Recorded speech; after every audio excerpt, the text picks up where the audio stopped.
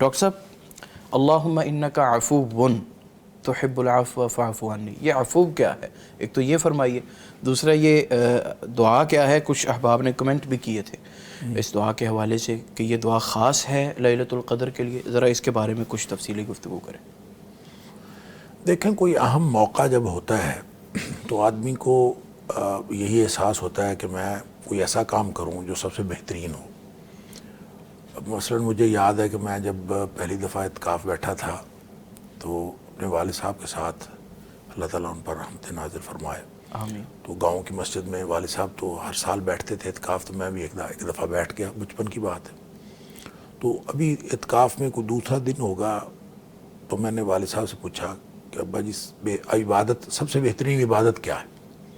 جب میرا پوچھنے کا مقصد یہ تھا کہ میں اب اعتکاف میں بیٹھا ہوں تو سب سے بہترین عبادت کروں، تو میں نے کہا کہ سب سے بہترین عبادت کیا ہے؟ انہوں نے کہا نماز فرض نماز وقت پہ پڑھنا، یہ سب سے بہترین۔ اچھا، میں نے پوچھا اس کے بعد؟ تو کہتے ہیں جہاد فی سبیل اللہ۔ سبحان اللہ۔ میں نے کہا اس کے بعد؟ کہتے ہیں مخلوق خدا کی خدمت۔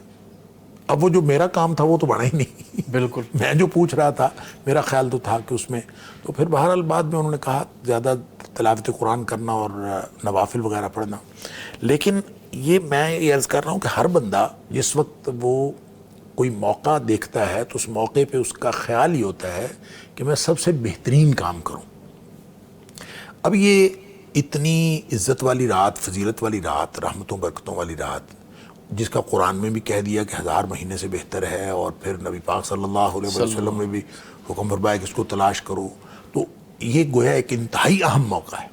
تو اس موقع کے لیے ہر شخص کے دل میں یہ خیال آتا ہے، وہی خیال حضرت عائشہ صدیقہ رضی اللہ تعالیٰ عنہا کے دل میں آیا کہ میں اگر اس رات کو پالوں، مجھے پتہ چل جائے کہ یہ رات جو ہے وہ رات جو ہے لیلۃ القدر ہے، مجھے یہ پتہ چل جائے تو میں کیا کروں؟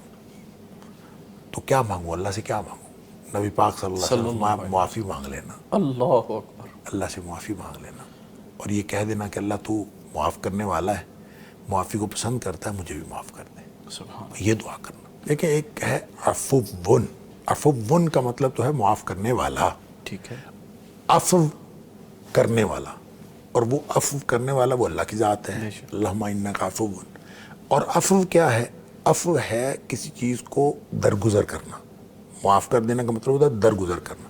ایک ہوتی ہے مغفرت، مغفرت کا لفظی معنی غفارہ کا معنی ہوتا ہے ڈھانپ لینا۔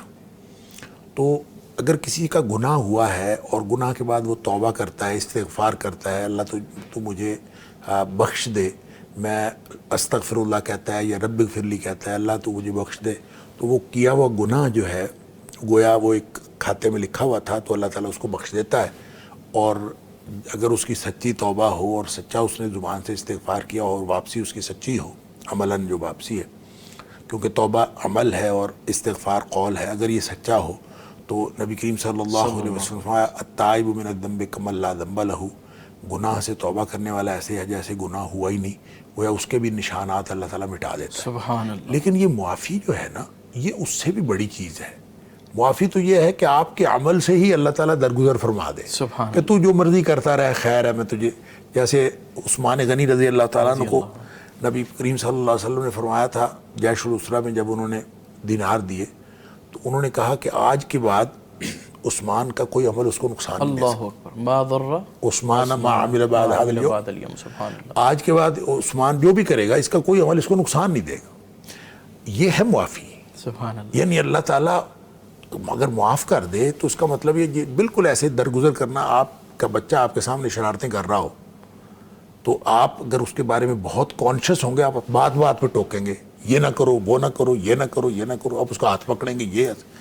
اگر آپ درگزر کریں گے نا تو آپ کہیں گے چلے بچہ ہے، کرتا رہے، کوئی بات نہیں۔ یہ رویہ جو ہے بچہ کچھ کرتا رہے تو چلے کوئی بات نہیں، تو یہ درگزر کا رویہ ہے۔ تو اللہ جو معاف کرنے والا ہے، وہ معافی کا مطلب یہ ہے کہ وہ بندے کے اعمال پھر بندے کو غلط شرارتیں، غلط کسب، غلط کرتوت، وہ بھی نقصان نہیں دیتے اللہ کی طرف سے اگر معافی مل جائے۔ سبحان اللہ۔ اس لیے نبی اکرم صلی اللہ علیہ وسلم نے عائشہ صدیقہ رضی اللہ تعالیٰ عنہ سے کہا کہ تم بس معافی مانگ لو، اگر اللہ کی طرف سے معافی مل گئی تو سمجھ لیجیے سب کچھ مل گیا. یعنی دنیا آخرت کی ہر نعمت مل گئی اگر اللہ تعالیٰ کی طرف سے معافی مل گئی, کیونکہ ہر چیز معافی کے ساتھ منسلک ہے. اللہ تعالیٰ نے اگر کسی کو معاف کر دیا تو اس نے تو فرمایا کہ میں ہر عمل کا پورا پورا حساب کروں گا, تو اگر حساب دینا پڑ گیا تو ہم تو پھنس گئے. نبی پاک صلی اللہ علیہ وسلم نے فرمایا جس کا حساب شروع ہو گیا وہ تو اس کو تو عذاب ہوگا.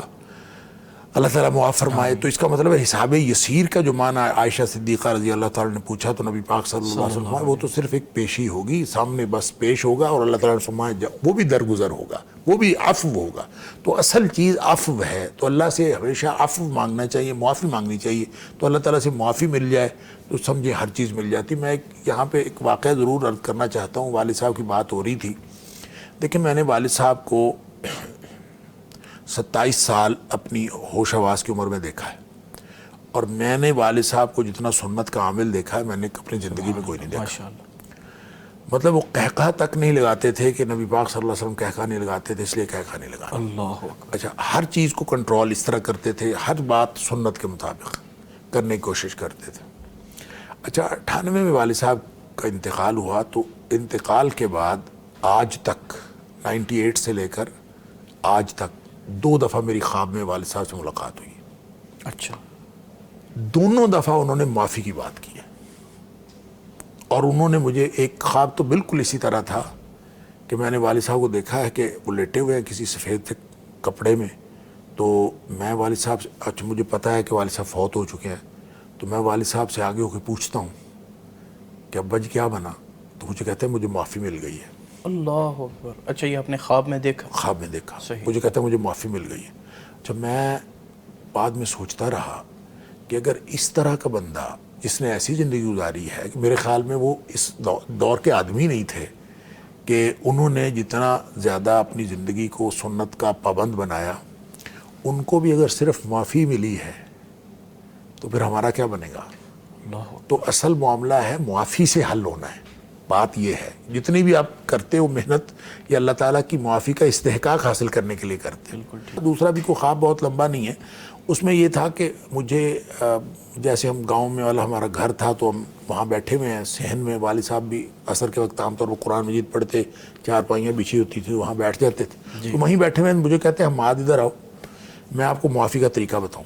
اچھا یہ آپ خواب میں دیکھ؟ خواب میں دیکھ. ٹھیک ہے. مجھے کہتے ہیں ادھر آؤ میں آپ کو خواب کا طریقہ بتاؤں, معافی کا. معافی آپ کو میں معافی کا طریقہ, میں اور بڑا خوش ہوتا ہوں کہ مجھے معافی کا طریقہ پتہ چلنے لگا. تو میں ان کے پاس جاتا ہوں تو اتنے پہ فون کی بیل ہوتی ہے. اچھا. اور فون کی بیل ہوتی ہے مجھے آنکھ کھل جاتی ہے, اور فون کی بیل واقعتاً میرے وہ پرانا جو ہیڈ سیٹ ہوتا تھا نا تو وہ پڑا ہوا تھا ساتھ, یہ جو P T C L landline, تو وہ فون بولا, واقعی میری اس سے آنکھ کھلی. اچھا.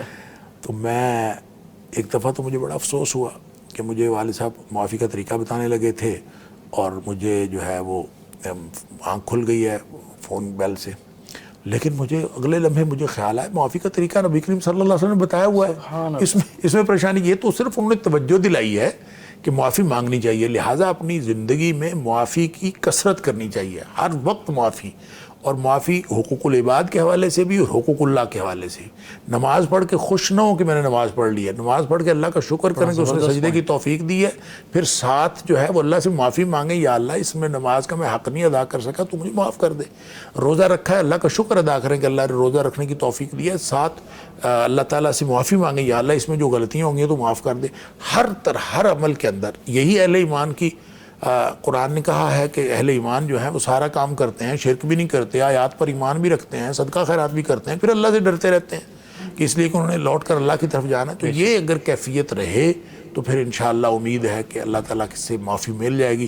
ہر وقت ہی معافی کا احساس رہنا چاہیے, اور خاص طور پہ اگر کوئی خاص موقع ہے تو خاص موقع پہ بھی معافی مانگیں, یا اللہ تو معاف کر دے. تو معافی مل گئی تو انشاءاللہ سب کچھ مل جائے.